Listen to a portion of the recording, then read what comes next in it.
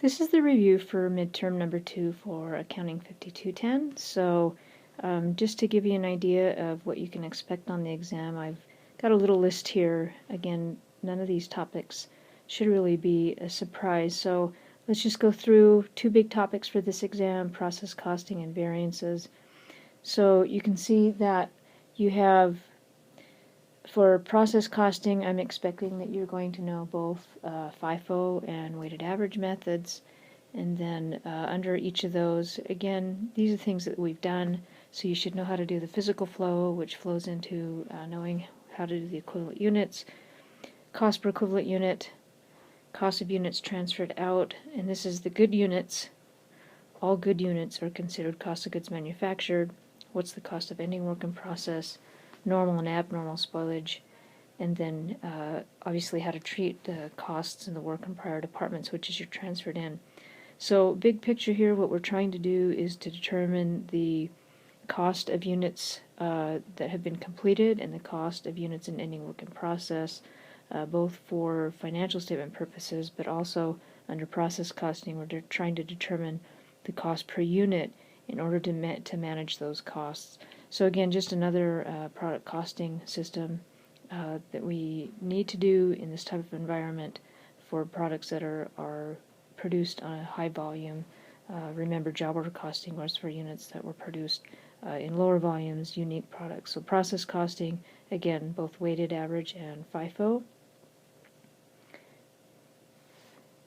And so, well, let me go back just a second to this. You'll also need to understand what journal entries are required for the transfer of costs either into an X department or into finished goods.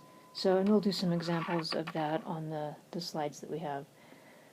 All right, for budgeting, purposes, advantages, what makes up the master budget, be able to prepare a sales budget, which is really simple, knowing how many units we expect to sell times the expected selling price, production, materials, labor, and then knowing how to schedule cash collected in a certain month and what might be accounts receivable at the end of the month.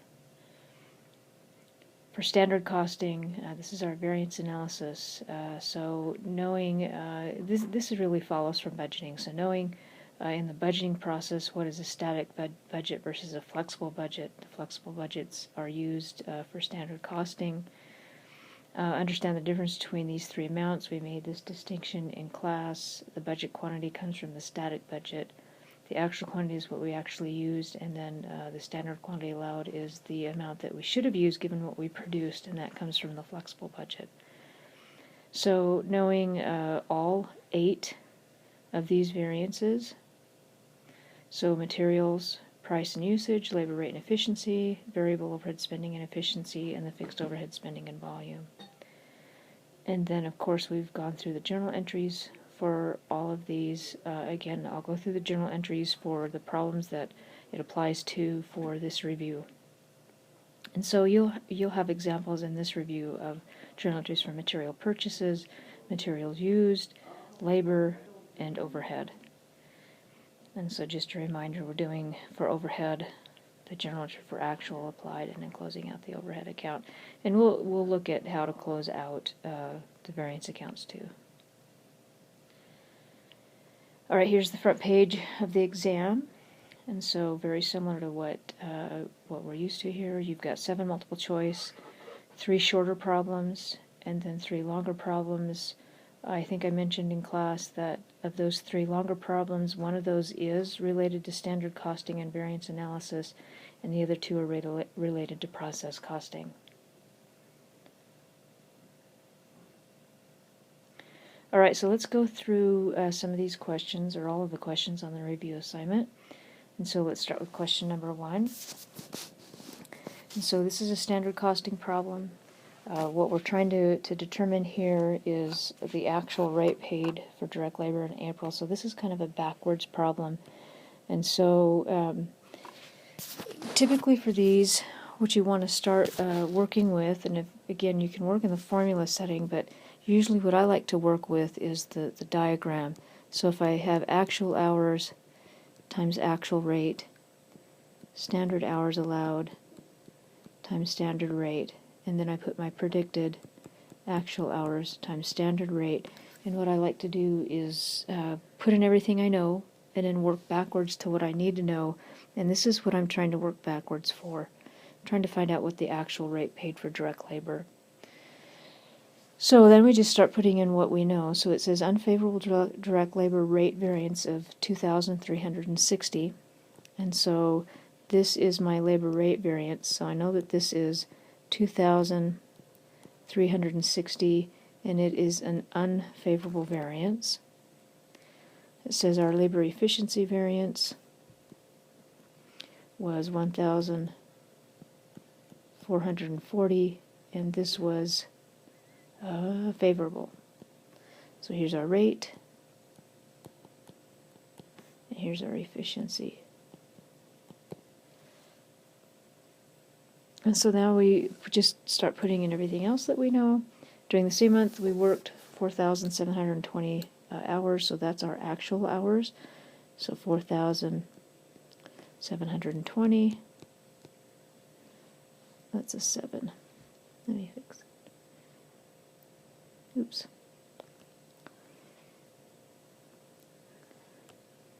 Let's see if I can erase this. That's not very clear.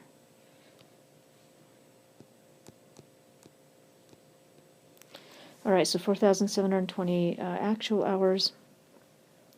And it says we also have 4,800 hours that should have been worked, and we know that that is the standard hours allowed. And that's all we're given. So really we need to work with, we don't know the actual rate, we don't know the standard rate. But if you look at this relationship right here, we know that that is the difference between these two amounts is the efficiency variance. So what we can do is we can say this efficiency variance. So the efficiency variance is well, let me see. Let's actual hours times standard rate minus standard hours allowed times standard rate. But this is favorable. So what do we know? If it's favorable, we know that the actual hours is less than the standard hours allowed. So really when we do our efficiency variance and we say that the actual hours of 4,000, let me see, 4,720 times the standard rate minus 4,800 times the standard rate is equal to 1,440, but because of the fact that actual hours are less than standard hours, in our equation that has to be a negative. And so we can go on to determine that it's, simplifying this is minus 80 times the standard rate is equal to minus 1,440. So we can determine what our standard rate is, and our standard rate is 18. So we can put 18 back up into our standard rate, which now if we multiply that amount, I have to erase a little bit of this, oops. Then I multiply the 4,720 times 18, I get 84,960. Let me make that a little bit better. 84,960. And so I know that the rate variance is unfavorable, so I know that this has to be actual hours times actual rate has to be greater than that. So I add 2,360 to 84,960, and I know that this has to be 87,320. And so given the fact that I have 4,720 hours, the actual rate has to be $18.50. That's not letting me put a decimal place there. decimal place. And that's the answer, $18.50. Okay, so that's question number 1. Then question number 2. So question number 2 is a process costing problem. And so we have Mossy Glen. We have 14,000 units started in March. We had 6,000 units in beginning work in process, 4,500 units in ending work in process. And so we have the beginning work in process is 40% complete, ending work in process is 60% complete. What we want to know, what is the number of equivalent units for conversion in March, assuming weighted average. So weighted average, under weighted average we make the assumption that to determine equivalent units we're going to include the work from the prior period plus the work in this period. So essentially those 6,000 units in beginning work in process are all going to be counted in equivalent units of production. So if we look at our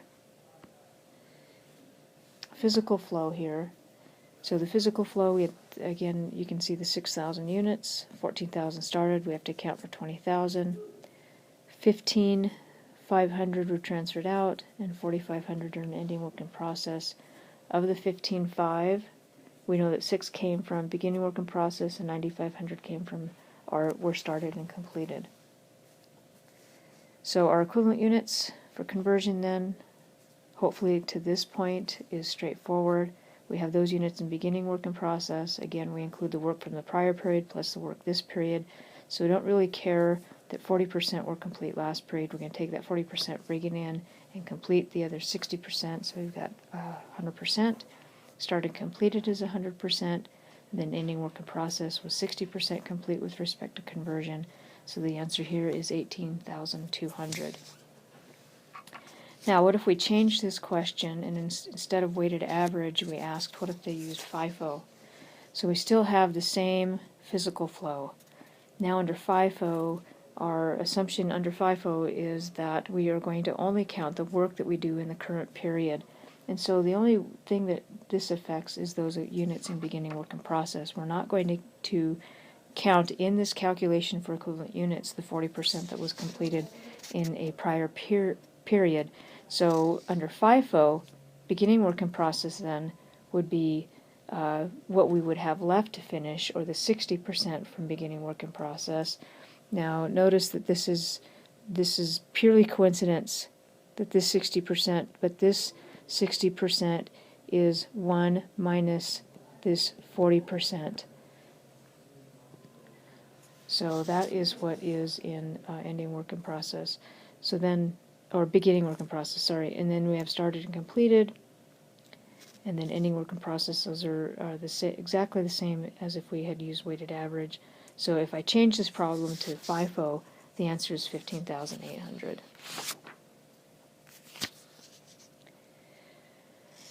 All right, question number 3. Question number 3 is another process costing problem where we have the important information here is materials are added at the beginning of the process and conversion costs are applied uniformly. And so if you'll notice here, we can tell, we're looking for assembly, so that means that we're going to be getting something from cutting.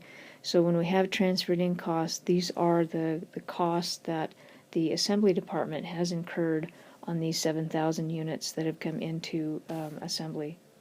So that's the cost of the cutting department for those 7,000 units is the 93,500. All right, so we have other costs in beginning work in process. The materials is what assembly has incurred in a prior period. Conversion is what assembly has incurred. The 634,500 is what has been transferred in from cutting, and that's the cost of the 45,000 units for cutting. So that is cutting's material, labor, and overhead in that department coming into ours. And then we add materials and conversion costs in March, and then we know that we have 10,000 units in ending work in process. And those units are 45% complete with respect to conversion. So what we're trying to determine is what was the cost of the units transferred out of assembly.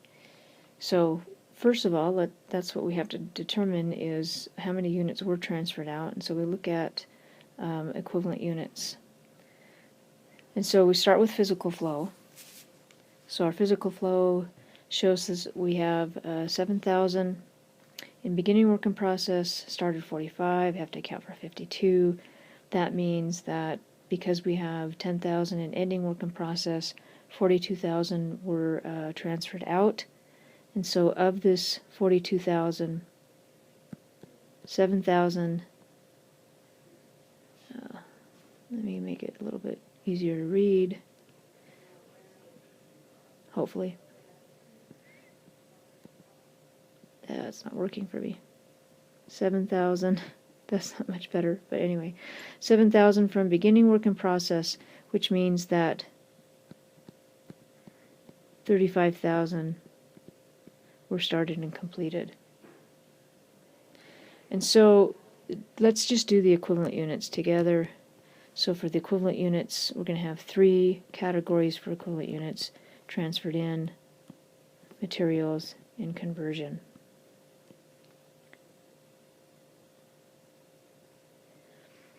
And so let's just start with beginning work in process. Now we have to remember what method are we looking at. We're looking at weighted average.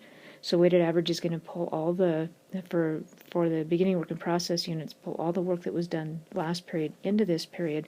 So by definition, we will have 100% of these units will be considered complete in this period. So for transferred in, 7,000, let me just direct materials, 7,000, and conversion, 7,000. Then started and completed, by definition, all of those units were completed in this period. And then ending work in process. So we have 10,000 units in ending work in process. Those units were transferred in this period, so I count them in equivalent units for transferred in this period. Materials were added at the beginning of the process. So once these 10,000 units were started, all of my materials have been added. So once these units started, materials have been added. And then for ending work in process is 45% complete. So I take 45% times the 10,000 to get 4,500. So the equivalent units, 52,000, and this is again weighted average, and 46,500. So we'll use that information to calculate the cost per equivalent unit. So these are the equivalent whole units. We're taking the physical units, converting them into what we could have completed, whole units we could have completed, and this is what we have. So now we're going to go and look at the cost per equivalent unit. So the cost per equivalent unit, and for weighted average, since we included all the work done in this period, we will include the cost in beginning work in process and the cost added in our cost per equivalent unit calculation. So in beginning work in process, we had $93,500 in cost for those 7,000 units that were from a prior department, and 634,500 added. That's the 45,000 units that were transferred in. So I have a total cost 728,000. And I divide that by my equivalent units of 52,000, and my cost per equivalent unit for transferred in units is $14 per equivalent unit. Then for materials, I had 26,750. I added 155 250, total cost of 182. My equivalent units is 52,000. So I get a cost per equivalent unit of 350 for materials. And then conversion, 22,700 was in beginning work in process. 237.25 was added for total cost of 253. 425. My equivalent units, 46,500. So my cost per equivalent unit is $5.45. Now, this is weighted average, so I know that the 14, the 350, and the 545 includes the cost of beginning work in process. So the cost of goods transferred out or cost of goods manufactured really is just the cost of the 42,000 units times the total cost per equivalent unit that I have. Or I could look at it this way: the cost in beginning work in process. I had 7,000 units in beginning work in process, started completed, 35,000. There's my 42,000. And so I multiply this times 14 plus 350 plus 545. I do the same.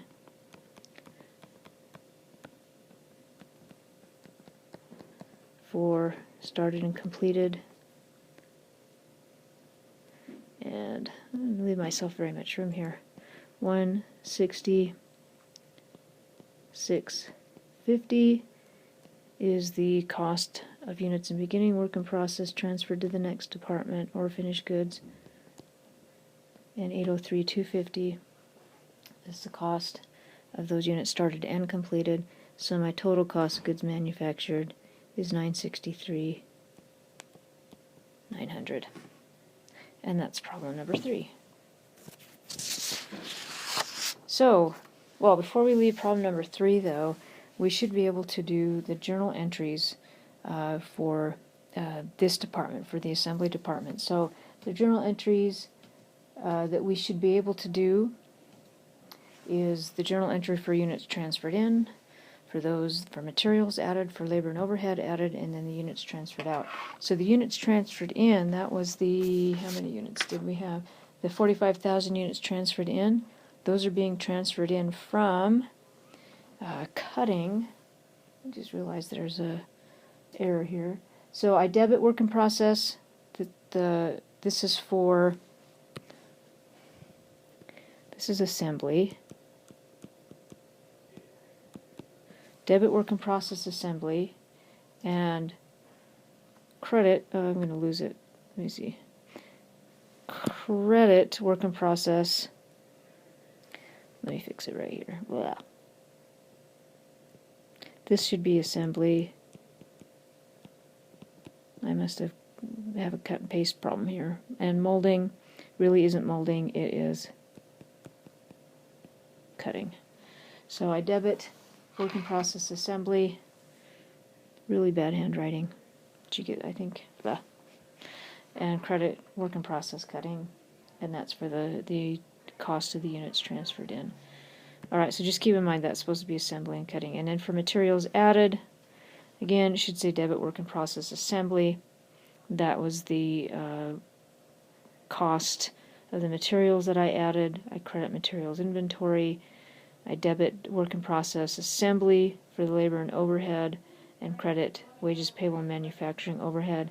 Now, if this is given to you separately, we know that we have two credits. We have a credit to wages payable and a credit to manufacturing overhead. So just be aware that if you're given manufacturing overhead and wages separate, to separate that out. So these are two different credits. But in the problem, it wasn't separated for us, so we're just going to show it in a summary entry. And then for units transferred out, I debit finished goods. this number is what we just calculated as cost of goods manufactured. So I debit finished goods and credit work in process assembly. All right, so question number 4. Question number 4 is another standard costing problem. And so what we're trying to determine here is the variable overhead efficiency variance. Well, we can just go ahead and calculate both of the variable overhead variances. And so we know for variable overhead we're going to compare, boy, my handwriting is getting worse, actual variable overhead to predicted variable overhead. My stylus. Something funky. There we go. And applied. So this is actual predicted, and then we have applied. Oh, why is my pen not working? I just lost all of it. Yeah. See if we can do this again. So I have actual.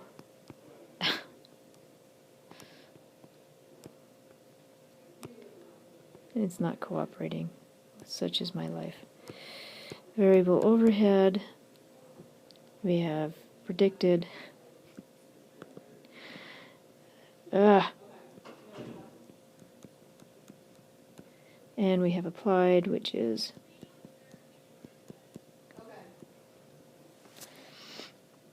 alright, so what we can do here on these standard rates, this is the standard rate for variable overhead in each of these cases. Alright, so with the information we have, we can put in this, what we know, our actual overhead is $20,600, and again, this is going to be my spending variance for variable overhead, and this will be my efficiency variance. Alright, so our standard overhead rate for variable overhead is $350, and we can put that in. What else do we know? We know that the actual hours is 5,100, and then the standard hours, it tells us that each unit requires 2.5 standard hours, so I know that I produced 2,400 units, and the number of hours I should have used is 2.5, so there's my standard hours allowed. If I multiply this out, this turns out to be 6,000, so 6,000 standard hours allowed.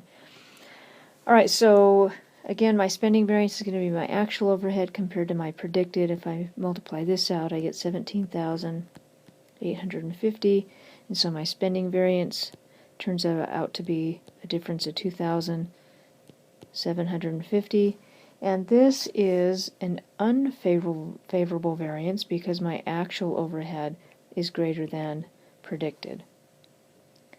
Then I look at my standard cost for variable overhead. I multiply 6,000 times $3.50 and get 21,000. And so the difference here for efficiency is 3,150.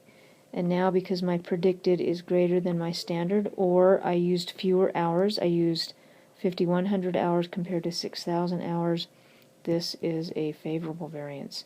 And this is the answer to question number 4. So this is a good opportunity to do the journal entries for this. And remember, when we do the journal entries, we're looking at recording actual overhead, we're looking at recording applied overhead, and then we're looking at closing the overhead account out and recognizing the different variances, and then closing those out. So if we look at the journal entries, let me see what. So the journal entries, we'd have to record the actual overhead, the applied overhead, and then to record the variances and close out the overhead account, and then to close the variance account. So if you think about it, like I described in class, these entries we've already done. So to record actual overhead, and in this case it's just variable overhead, we will debit manufacturing overhead, and there's the 20,600, and we would credit various accounts, cash, accounts payable, accumulated depreciation, wherever those indirect costs are coming from, or or being either paid for or reducing the book value of an asset. Then to record applied variable overhead, this is the standard hours times the standard rate.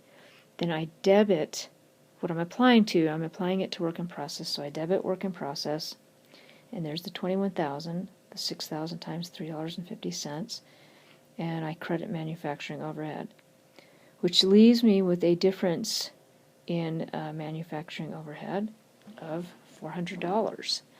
And so this is where we would have stopped before. We would have said overhead is actually over-applied by $400, and we would have written the $400 off to cost of goods sold. But under standard costing system, we know that $400 is made up of two separate variances, the spending and the efficiency variance. So what we do is we write off the manufacturing overhead account. So we take that $400 balance in manufacturing overhead, and we debit it, but we also debit our unfavorable spending variance, and we credit our favorable efficiency variance. So the only difference with this entry from what we've done before is we're not taking it directly to cost of goods sold. We're debiting and zeroing out the manufacturing overhead account, but we're recognizing our variances. Once we're done with that information, and we've used the variance accounts to investigate why we have a variance, then we close that out to cost of goods sold. So we debit our favorable variance, credit our unfavorable variance, and we credit cost of goods sold for the amount that we were over applied. And these entries work the same if you were talking about fixed overhead too, exactly, except for fixed overhead we're recognizing a spending and a volume variance. All right, number 5. Question number 5 is another process costing problem, but it's kind of a backwards problem. We did a couple of these in class together, and so we're given information about the physical units. We have 600 in beginning work in process, 800 in ending work in process, and we started 3,450. So we know materials are at the beginning. Equivalent units for conversion using FIFO were 3,056, but we want to know what percentage complete is ending work in process. So we don't know this percentage. So that's what we're looking for. So we're going to use this information that we have. So first thing is just to look at your physical flow, because we use that to determine equivalent units. So our physical flow, we had beginning work in process, we have 600 units started, we had 3,450, so total units to count for is 4,050, so we know that part of those are an ending work in process, and the remaining units were transferred out. So ending work in process is 800 physical units, and so we know that the number of units transferred out is 3,250. Now, of these 3,250, I know 600 came from beginning work in process, and that means that 2,650 were started and completed. All right, so then we can look at equivalent units for conversion, and we know the total equivalent units for conversion under FIFO, 3,056. And so what are the components of equivalent units? Well, I have work done on those units in beginning work in process, work done on units in started and completed, and work done on units in ending work in process. So beginning work in process, again, this is FIFO. I know that I had 600 units, and the remaining work left to be done, they were 75% complete, so I had 25% left to do that's going to be included in this 3,056. So I know that I had 150 equivalent units in beginning work in process. My started and completed, we just determined, was 2,650.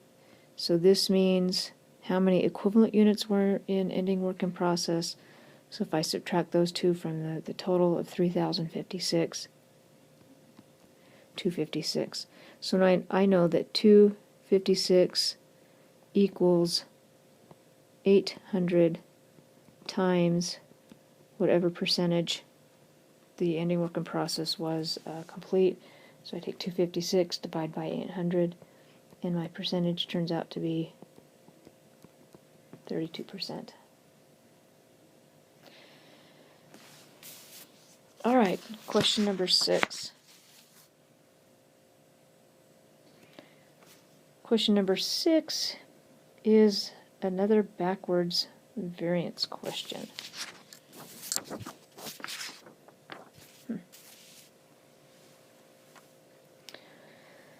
All right. So the best way to set this question up again is a diagram, put in everything that you know, and we'll work backwards to what we don't know. So this is working with material variances, and so we know we purchased 23,000 pounds, we used 20,000 pounds, and we have information about the price variance and the usage variance. So remember that for materials, the price variance and the usage variance happen at two different points in time. So for the price variance, I isolate the price variance when I actually purchase the material. So the price variance is going to be based on actual quantity purchased times actual price. That's the actual cost. And the predicted cost will be actual quantity purchased times standard price. So this is my price variance. And then my usage variance is going to be based on actual quantity used times standard price compared to standard quantity allowed times standard price. And this is my usage variance. So we're given the two variances, so let's put those in. We had a favorable price variance of 4,600.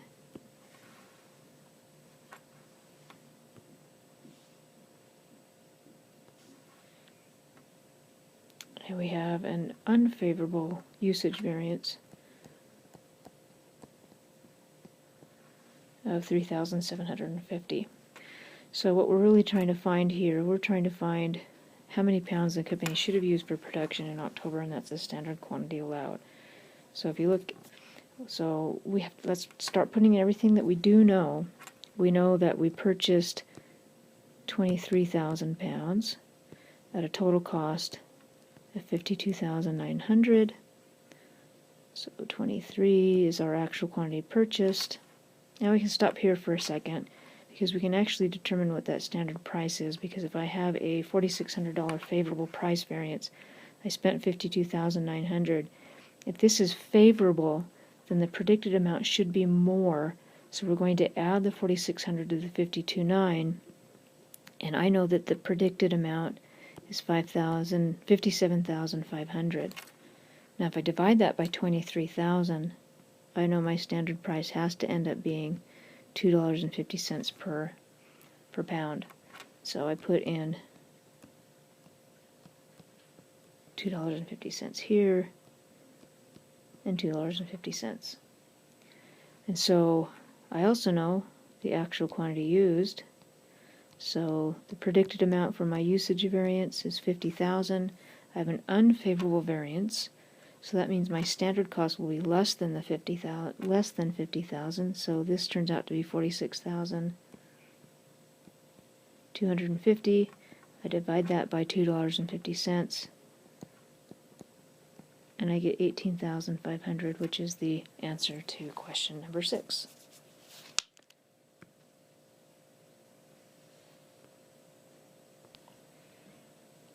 All right, question number 7 is asking for the fixed overhead variances, and specifically for the fixed overhead volume variance. So let's go ahead and calculate both variances for fixed overhead. And so what we know about the fixed overhead variances, they're a little bit different, and so we're going to be looking at the difference between actual fixed overhead and applied fixed overhead. I think I need a new stylus, but anyway. So actual and applied, and then we're going to be looking at two variances. There is a spending variance for fixed overhead, and the spending variance is the difference between actual and budgeted fixed overhead. And then a volume variance, which is the difference between budgeted and applied. And so the spending variance is pretty straightforward.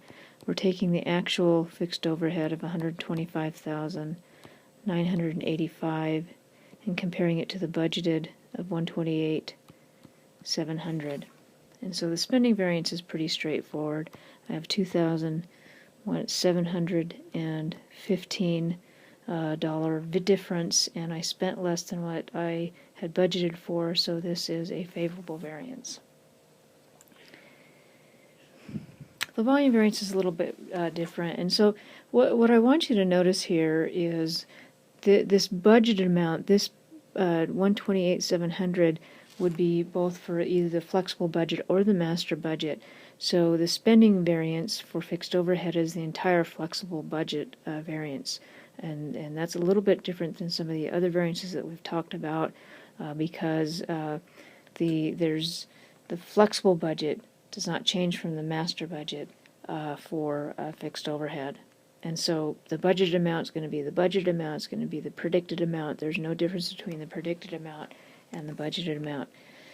So the volume variance kind of sets outside of the flexible budget variance because we know that the applied fixed overhead is going to be different than the budgeted amount because the applied fixed overhead is based on standard hours allowed times a standard rate for fixed overhead. And so when we get the standard rate for fixed overhead, the standard rate for fixed overhead is going to be the budgeted overhead, the 128,700 divided by the 28,600. So if you calculated that, the budgeted rate for fixed overhead is $4.50 per hour. So again, we have this volume variance because the $4.50 is only the rate that applies to a production level of 13,000 units and 28,600 hours. Now, if I produce something different than 1,300 units or have any amount different than the 28,600 hours, then the $4.50 will not apply. That will actually be a different rate. So fixed overhead rates will change if I have different volumes. So this volume variance is going to represent the fact that I have a different production volume than I planned for when I determined the fixed overhead rate. So my standard rate is $4.50.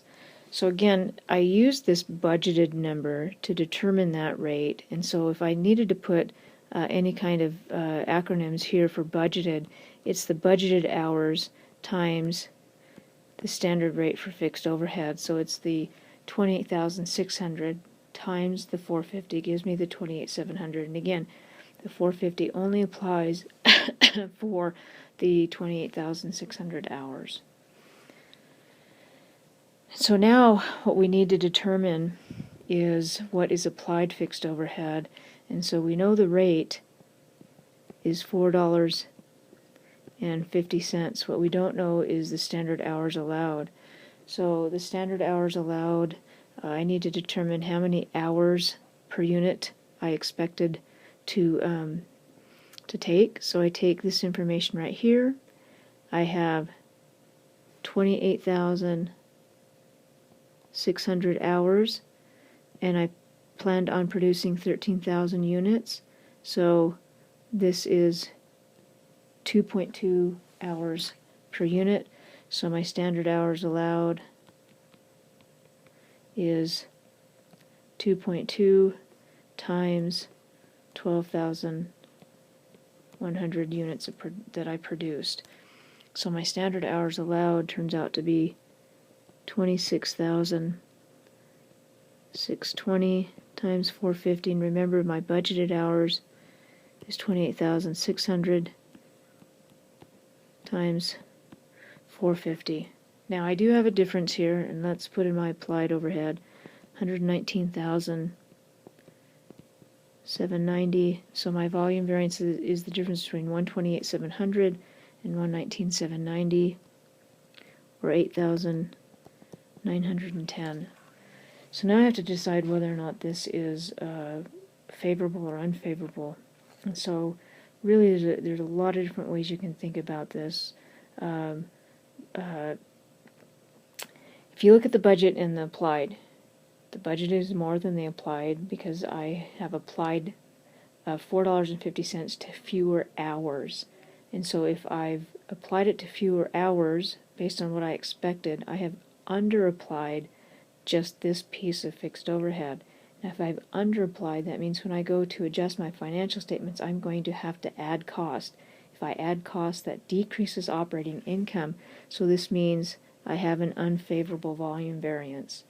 You can also look in terms of I expected to produce 13,000 units.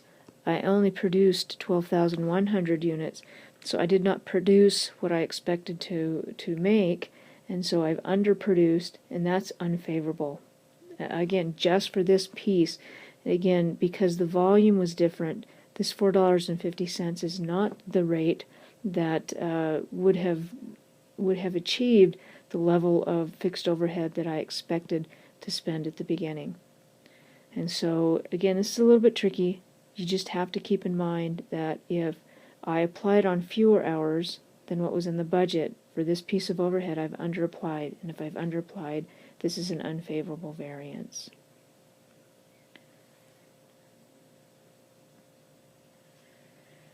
All right, question number 8 and 9. So questions number 8 and 9 are, again, another process costing problem, and this is looking at, we're going to be using FIFO, so we use FIFO. So this is different than the one we did before, where we actually used weighted average. So 2 processing departments, assembly and painting. We are doing the assembly department, which means that we do not have to worry about transferred in since we're the first department. And so we started with 3,540 bikes. We started production of 3,540 bikes. We had 550 bikes in work in process, 450 bikes in ending work in process. Materials are added at the beginning. Conversion costs are added uniformly. Beginning work in process is 20% complete, ending work in process 40% complete. And so this is a fairly straightforward question just using FIFO, but let's go through the steps. And so we have the costs, beginning work in process. Those are the costs of the 550 bikes that we had in beginning work in process, and this is the cost of the 3,540 bikes that we started. Of course, of the 3,540, not all of those were finished. 450 were not finished, but that's still part of the cost of getting those 450 bikes partially completed. All right, so how many of the bikes that were started in June were completed in June in the assembly department? And so you look at just the physical flow here again. And so the physical flow shows us that we had 550 in beginning, started 3,540, and so we have to account for 4,090. And so again, just working backwards, we have 450 in ending work in process. That means we had 3,640 units transferred out. And so 550 of those came from beginning work in process, and 3,090 of those were started and completed. This is what we've done before, it's just in a slightly different format. All right, so we take that information and we determine the equivalent units. Again, we're doing FIFO, and so, oops, I guess I didn't. So equivalent units, we'll do that together. Forgot that I didn't have that on here. So our equivalent units, we're looking at equivalent units for materials and equivalent units for conversion. And so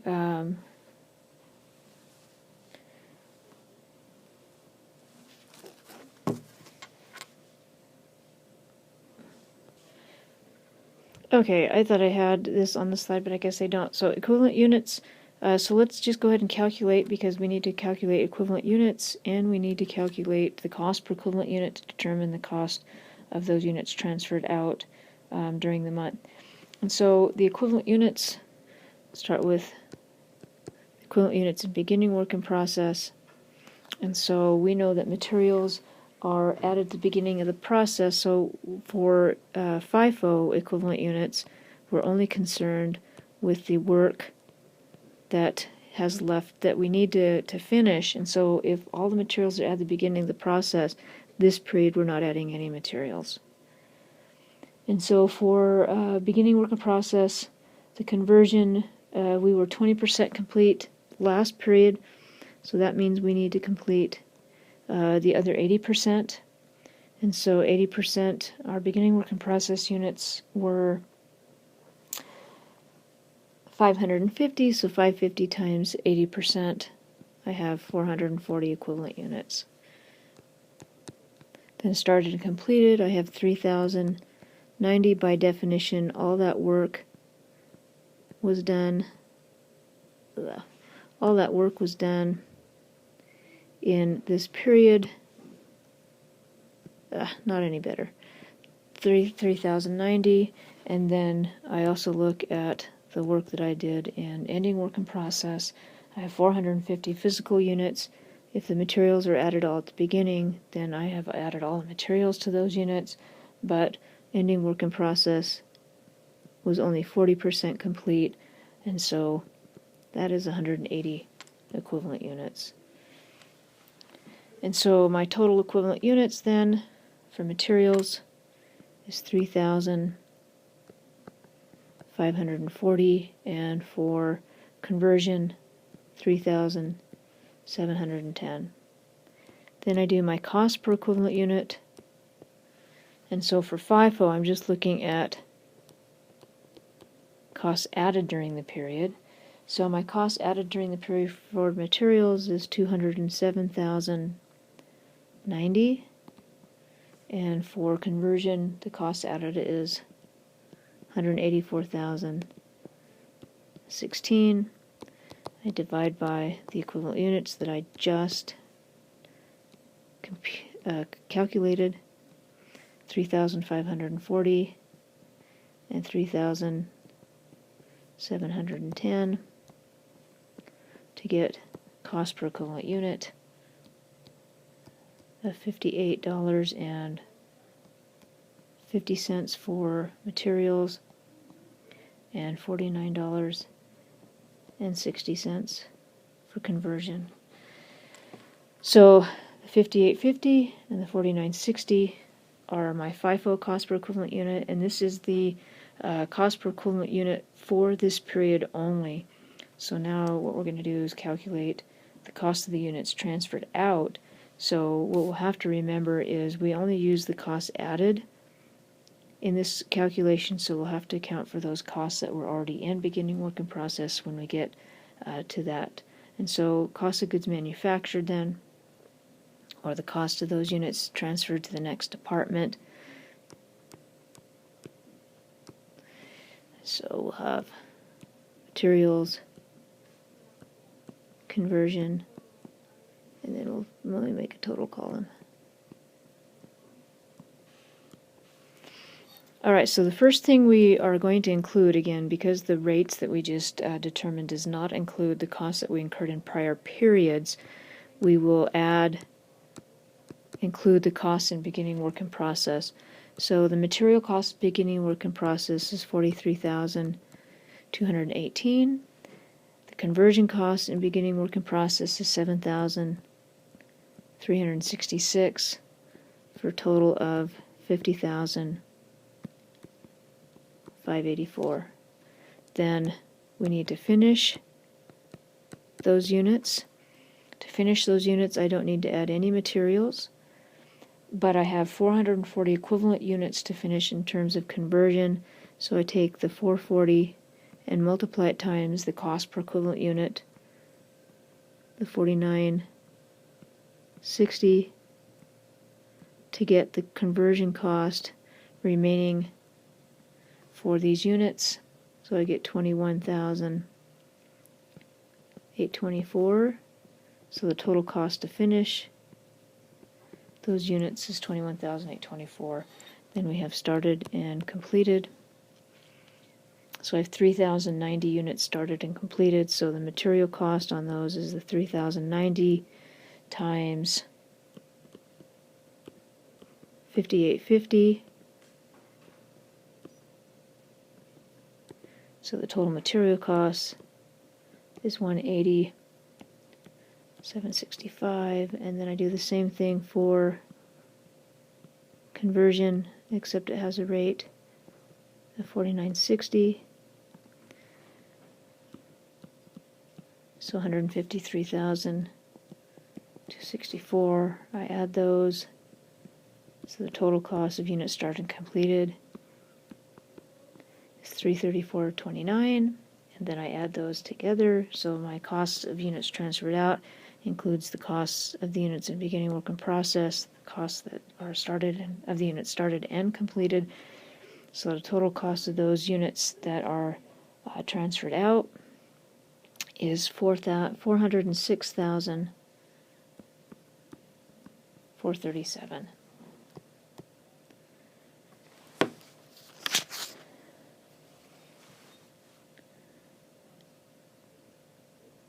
All right, question number 10.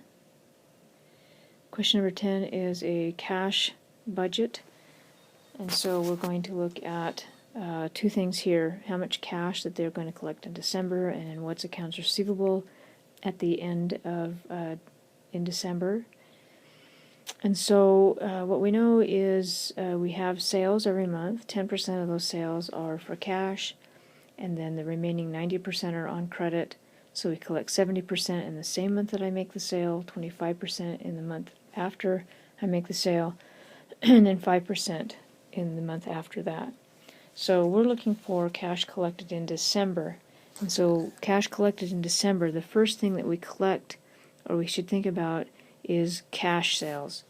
And so the December sales were 220,000. The cash sales, 10% of that is the customers coming in paying cash. So the remaining 90% will be credit sales. So of the credit sales, we collect. So there's actually 3 months that we're going to collect in December. We still have 5% left from October sales. So you can see the 192, 90% of that would have been credit sales and 5% collected in December. Then we collect 25% of November's credit sales and 70% of December credit sales. So adding those four together, we'll get a total cash collections in December of 216,490. And hopefully that, the only trick to these type of problems, again, is just keeping track of the percentages and when you're collecting each month. October sales are collected in October, November, December. November's collected November, December, and January. December's going to be collected in December, January, and February. All right, so that leaves us with accounts receivable. So what is left to be collected at the end of December?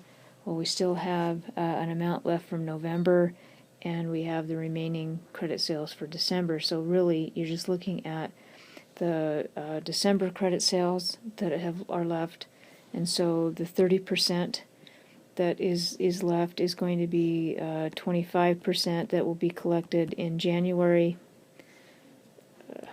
That's pretty bad. 25% collected in January, and 5% that will be collected in February. So that's what's outstanding at the end of December. And then for November, the 5% that will be collected in January. And so accounts receivable balance at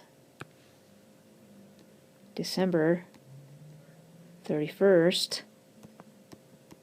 is 68,850. All right, love catching these mistakes. All right, so on to question number 12. So question number 12 is just a budgeting problem, and so this is we're looking at how many tiles need to be produced. So we're just looking at the production budget here. So for the production, we start with how many units we're actually going to sell, And so we have 67,000 units expected to be sold in 2016, and but we don't want to just produce the 67,000. We want to produce enough to have an ending inventory. And so what we're looking at is the finished goods inventory for the number of tiles, so the 12,500. But we know that we already have some in beginning inventory. So the beginning inventory for the tiles is 8,000 tiles, and so for production, the answer to question number 12 is 71,500 tiles. And so now we want to take that information and determine how much materials we need to purchase in 2016. And so every tile, we're using tires, and every tile requires 3/4 of a tire. And so we want to know how many tires we need to purchase, and we can translate that into a cost because we know that we pay $8 per tire. And so in order to determine how many tires we need to start with our production. And so our production from the previous question was 71,500. And so every tile takes 3/4 of a tire, and so we need 53,625 tires to make that many tiles. And so again, we're not just going to buy enough for production. The company must have some inventory policy where they want to have 18,700 tires in materials inventory, and they also know that they already have 14,500 tires in beginning inventory, so the total number of tires to be purchased is the 57,825. And then I just multiply that by 8, and I get a total expected material cost for 2016 of $462,600.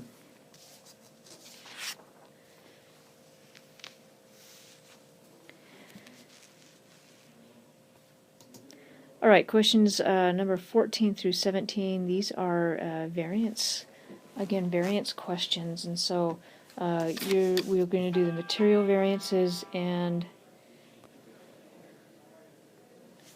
the labor variances on the same information. So the material price variance. So again, I think this is a fairly straightforward problem, and so the material price variance, remember the price variance is calculated at the time that we actually purchase the materials. So when we do the material price variance, it's going to be the actual quantity purchased times the actual price. That's what we actually pay. And I'm going to compare that to the actual quantity purchased times what we should have paid. And so again, for materials, we purchased 6,200 pounds of material. Total cost is $151,590, and actually I could back into the actual cost, the actual price, if we can back into that. And we know that we paid on average $24.45 a pound. And I just took the $151,590 and divided it by the 6,200. And so then I'm looking at what I should have paid for those purchases, and the standard price is $25. So my price variance, before I even do anything, I know that I paid less, and so I know that my price variance is going to be favorable. And so the 6,200 times excuse me, my expected price is $155,000, and so I have a 3,410 favorable price variance. So what would the journal entries look like if I were to do the journal entries for purchasing materials? And so normally we debit materials, we credit cash or accounts payable. So we're going to do the same thing here, but remember, in standard costing system, all in our inventory counts, our standard costs go in. So we debit material inventory for the standard price, we credit cash or accounts payable for the actual price, and then the difference is our favorable material price variance. And all favorable variances are a credit, but we know that we have a missing credit in our journal entry, so you can kind of deduce that that's where that goes anyway. Alright, let's look at material usage variance. So our material usage variance is, now I isolate this, or I know that my material usage variance happens at a different point in time than my material price variance, because I don't necessarily have to use all the materials that I purchase. So my material usage variance is going to be the actual quantity used times standard price compared to the standard quantity allowed times the standard price. And so I know the actual quantity used was 6,150 pounds, my standard price of 25, and then my standard quantity allowed is going to be how many pounds I should have used given what I produced. So I've produced 5,000 pounds. I should have used 1.2 pounds per unit and a standard price of 25. So now I can multiply that out. And actually, before I multiply it out, this is 6,000 standard hours allowed. I can determine whether or not my usage variance is favorable or unfavorable. I used 6,150, should have used 6,000, so this is going to be an unfavorable variance. And so, again, I multiply this out. I have 153,750, 150,000 over here, and so my usage variance is 3,750 unfavorable. Again, looking at the journal entry then for this, I'm putting the materials into production, so I'm going to debit work in process, but again, I debit work in process for the standard cost. I credit material inventory, but I credit material inventory for the actual amount of materials used at the standard price, and then the difference will be the variance. So I debit work in process for the total standard cost. I credit material inventory, and here again I'm crediting material inventory for the standard price, but the actual amount that I put into production, and the difference is the usage variance, an unfavorable usage variance. Alright, so let's do our labor variances. For labor variances, we don't have to worry about the difference between actual hours used, actual hours purchased, because labor happens simultaneously. I pay for it basically at the same time I'm using it. So for my labor variances, I'm just looking at the actual costs compared to the predicted cost. And this is my rate variance. And then I'm looking at the standard cost compared to my predicted cost.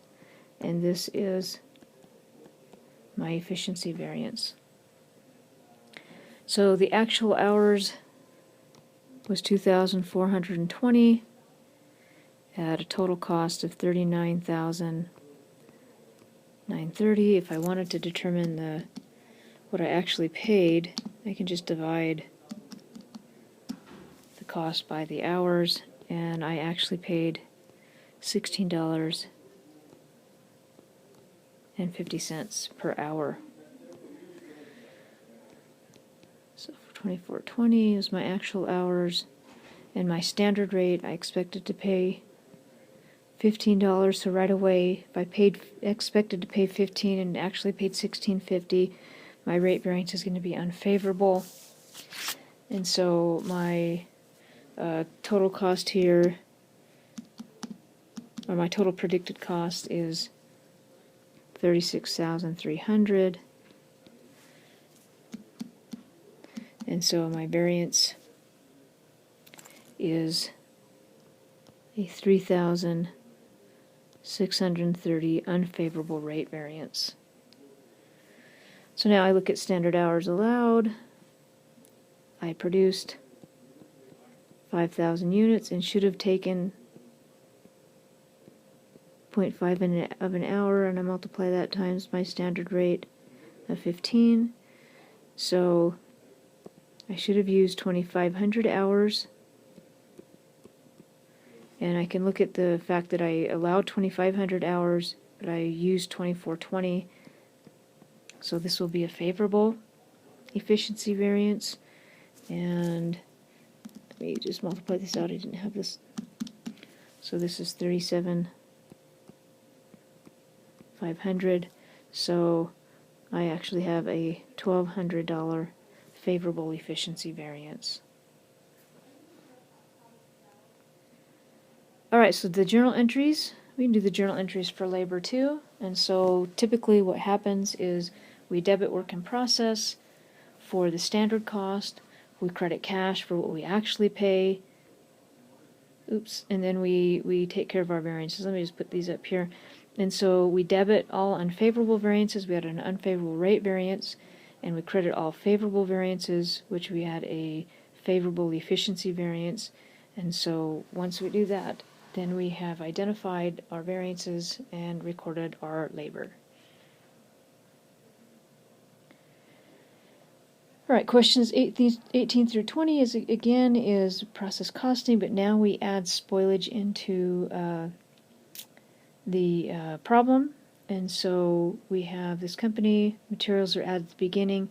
Materials have been added at the beginning of a lot of these problems, but be aware materials could be added differently. They could be added at the end of the process, they could be added evenly throughout the process, or they could be added at a point in time as far as when conversion costs are done. So just be aware that there are different ways to do that. For some reason I didn't incorporate those different ways into the review assignment, but you should be able to handle different times of when materials are added. So materials are added at the beginning of the process or production, conversion are added evenly, inspection takes place at the end of the process. We know that normal spoilage is 2% of the good units transferred out, and that all spoilage is assumed to be from the current month's production. So we have information about beginning work in process, ending work in process, and how many units were started, how many good units were transferred out, and then we have information about the cost. So again, we've just to go through the steps here, what we do first typically is to look at the physical flow. And so our physical flow, hopefully you did this as you work through the problem. You have 25,000 beginning, started 70,000, so I have to count for 95,000. So then I know that the 95,000 here, I know that I transferred out 74,000. I had 18,000 ending work in process, and this is the difference. And so this amount is actually what you are calculating in this physical flow. We did not know this before, so that's usually the number that we back into. So we had 3,000 total spoilage. And so again, a few more calculations to point out here. We have 74,000 good units transferred out. 25,000 of those came from beginning work in process. 49,000 of those were started and completed. And so we're going to take the 3,000 and determine what part of that is normal and what part of that is abnormal. So we know that in the problem it said that 2% of the good units is considered normal spoilage. So if I take 2% of the 74,000, the good units transferred out, I get 1,480. And so if total spoilage is 3,000, then I subtract the normal spoilage from the total spoilage and get abnormal spoilage of 1,520. So I believe that was the answer to question number 18. And then we want to know the cost that's associated with these spoiled units. So we want to know the cost of normal spoilage and the cost of abnormal spoilage. So to do this, we need to know the cost per equivalent unit for materials and for conversion. So then we have to calculate equivalent units. And so based on the problem, I'm just kind of walking you through this schedule here. We know materials are added at the beginning, so if we look at that beginning work in process, and this is a FIFO problem. So beginning work in process, materials are added at the beginning of the production. So I have no materials left to add, so that is 0, represents the fact that I have no materials to add in this current period. And we were 80% complete coming into this period, so we have 20% left to complete for conversion of those 25,000.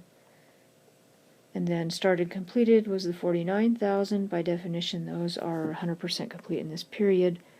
Normal spoilage, since we assumed that inspection takes place at the end of the process, then all of the materials and the conversion costs have been incurred on both the normal and the abnormal spoilage. So you can see those amounts represented there. And then ending work in process, materials are added at the beginning. So once the 18,000 units have been started, all of the materials are added. And then for ending work in process, we're 45% complete, and so there's the 8,100. So overall, we have 70,000 equivalent units in for materials and 65,100 for conversion.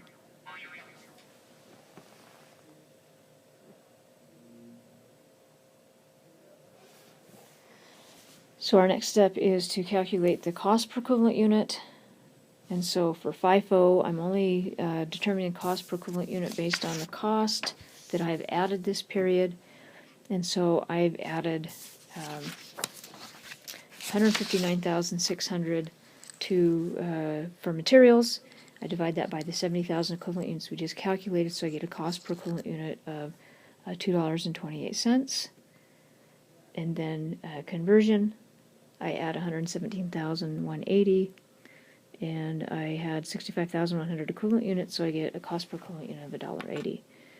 So the first question is just, what is the cost of normal and abnormal spoilage? And so I know that my normal spoilage total units, equivalent units, was 1,480. So really, and that's for materials and labor. So I could calculate the 1,480 multiplied times $2.28 and then add it to 1,480 times $1.80. But I can also just add the cost per equivalent unit for materials and conversion and multiply that total by the 1,480. Either way, mathematically, it's the same. So I get a total cost of normal spoilage of $6,038.40. Same thing with the abnormal spoilage, except I have 1,520 equivalent units in abnormal spoilage. Multiply that by the total cost per equivalent unit, the 228 and the 180 added together, and I get $6,201.60. That should be a decimal point. All right, and that was the answer to question number 19. And so question number 20 is, what is the cost of units completed and transferred out? So this is another good practice of determining, well, what's included in cost of goods manufactured. And so for cost of goods manufactured, we have, for FIFO, look at materials, conversion, total again. So the costs in beginning work in process, so that I had some material costs that I incurred last period. And again, I have to add this here because these costs are not included in the rates that I just calculated for cost per equivalent unit. So I had 49,400 and 27,490 for conversion. So a total in beginning work in process of 76,890. And again, these are costs incurred in the prior period in our department for materials and conversion. Then I have to finish beginning work in process, and to finish beginning work in process, I'm not adding any material cost, but I have 5,000 equivalent units in conversion at a cost of $1.80 per equivalent unit. So I multiply 5,000 times $1.80, I get 9,000, and so it cost me $9,000 to finish those units in beginning work in process. Started and completed. I had 49,000 units started and completed. So material cost, I'm taking the 49,000 and multiplying it times $2.28, and I get 111,720. And for materials, it's $1.80 times 49,000, or 88,200, or a total cost of the units both started and completed of 199,920. Now, when I have spoilage, I also include in the cost of goods transferred out, I include the normal spoilage, and remember, we just calculated that cost at $6,038 40, and so I add all four of those numbers, and I get 291, 848, 40, which is the answer to question number 20. All right, now just as another practice, we can do the journal entries here for this problem. And so just basically what we're doing is we're looking at materials added, labor and overhead, units transferred out, and now when we have spoilage, normal spoilage is included in the cost of the units transferred out. The cost of normal spoilage is included in the cost of the units transferred out, and the cost of abnormal spoilage is written off to the income statement in the period that we actually identify it. And so for materials added, again, we're just debiting work in process, crediting materials inventory. And for labor and overhead, just to give you an example of if these were split out, let's just assume for this problem it wasn't split out, but let's just assume that labor was $55,800 and applied overhead was $61,380. So if you're given it and it's split out like that, you need to debit work in process for the total. I credit wages payable or cash for the $55,800, and applied overhead, I credit manufacturing overhead for $61,380. So I just didn't have an example of that in a previous problem, so just know that if you're given it separate, that you need, those are two separate entries.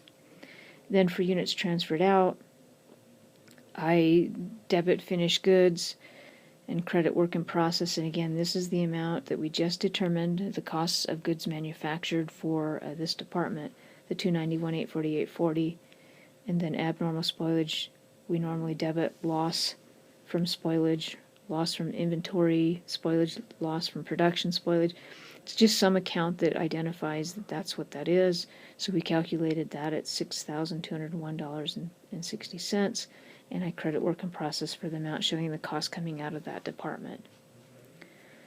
All right, so that takes us through the entire review problem. Just make sure that before the exam, if you have additional questions, you just get into contact with me, either come by my office or you can send me an email and I will respond as soon as I can. Good luck, and I'll see you on the exam.